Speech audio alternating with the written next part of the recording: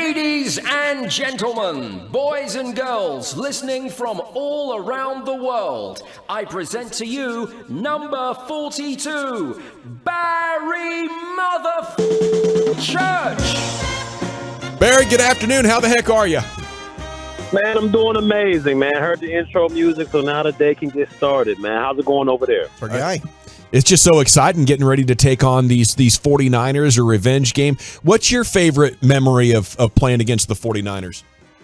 Oh, my favorite memory has got to be when my man Jesse Holly caught that it was like a play action pass over the middle, and he thought for sure he was going to score, man, but he let, that safety walk him down at the one, which every time I see him, I got to give him hell for that. But it was a great memory, man, great memory. That was an incredible win. Romo, of course, injured.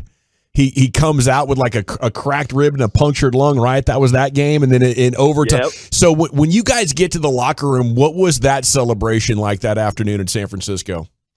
Oh, it was on point because, once again, nobody really thought we were going to go in there and get the victory. I think they were loaded at that time. I think they had Navarro Bowman. They had a couple other linebackers out there. I mean, I think Alex Smith was there. Frank Gore was in his prime. So they had a nice little team going on there, but once again, man, we showed up. Romo was efficient out there, and he hit Holly for basically the game winner, which nobody would have ever called that one. So it was a good game, man. Solid game. Barry, always love getting what you think and your insight on the secondary. In the Cowboys last week, I mean, Dan Quinn kind of saving Izzy McQuamu for the playoffs and Tom Brady in the use of the safeties with Curse and Wilson and Hooker. What'd you think of the way the Cowboys secondary and Izzy McQuamu played last week? Man, I was extremely surprised on how they played because going into that game, I thought, maybe, Tom Brady was going to be able to pick that secondary apart. And I would have never thought in a million years, even though I love his game and, the athlete that he is, I didn't know Israel McQuamu was going to be able to play that nickel position as well as he did. I mean, because if you look at it, he was going against, arguably a top 10 wide receiver in Chris Godwin in the slot. And he was able to be extremely physical with that guy, get his hands on him at the line of scrimmage, and made life hard for him out there. So I was pleasantly surprised with his play out there. I know Xavier Rhodes is kind of just getting kind of used to the playbook and used to what they're doing here in the Cowboys. So he's going to grow as long as he's here. But to me, man, I was just pleasantly surprised by the play of Israel McQuamu, man. He stood out to me. The Niners got ridiculous skill guys all over the place. Who you trying to stop, most importantly?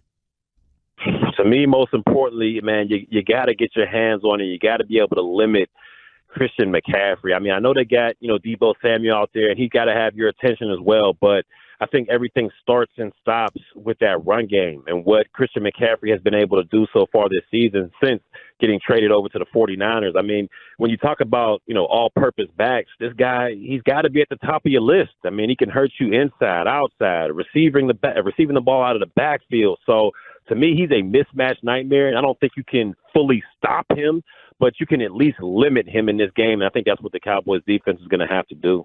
Barry, how much man coverage are you playing against a team that runs so many shallow crosses and things like that? Is it can you get away with doing that, or is it because they're going to run you through all that trash and stuff like that? How would you play a team that kind of throws everything intermediate and underneath?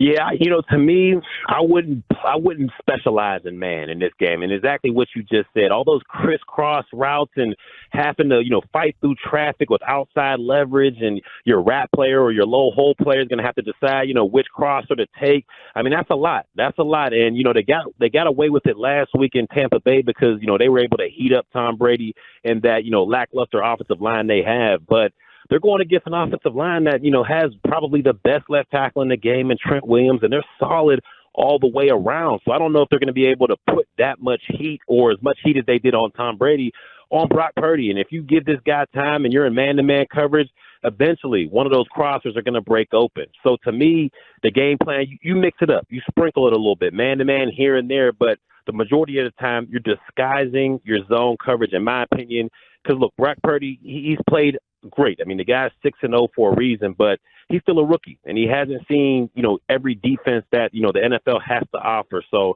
I would disguise a lot of man coverage, make him feel like it's man, and then drop out into a zone, get them thinking a little bit, and that'll give your defensive line, Mike Parsons and them guys, an extra tick, an extra second post-snap to get to him. So I would do a lot of disguising and sprinkle man-to-man here and there, but I would live in the zone world, at least early on.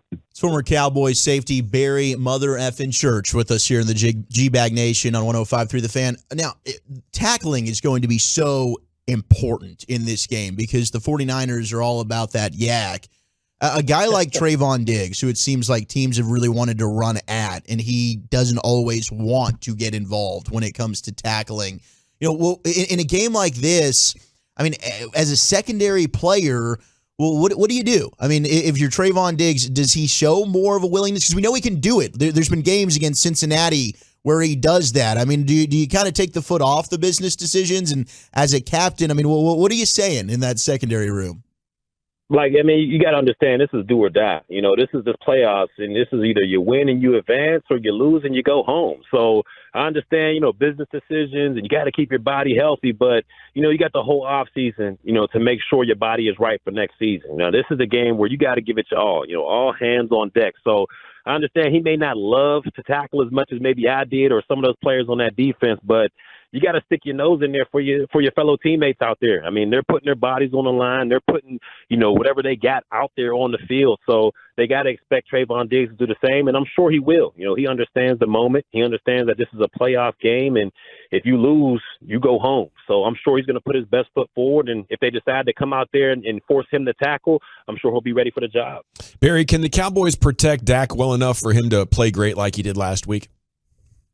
Not so sure about like as good as last week, you know, because that pass rush for the Tampa Bay Buccaneers is nowhere near what the 49ers have. But if they're able to keep him relatively clean, like if he's able to go out there, get the ball out quick, make decisions quick, I think they'll have an opportunity. Because, I mean, we all understand, I feel like Dak is, you know, one of the better quarterbacks in the National Football League, dare I say elite. And when he's on his game, I mean, there's few guys that are better than him. So if they can keep him relatively clean and we can use that play action, and more importantly, if he can use his legs, because that was huge last week, was his ability to run out of the pocket, extend plays. That's something that we haven't seen all year. So if he's able to use his leg and they can protect him, use that play action, I think it'll provide huge dividends, and hopefully they can go out there and get the job done. So how's Barry Church soaking in this particular game? Are we watch partying this bad boy, man caving it? What's the deal?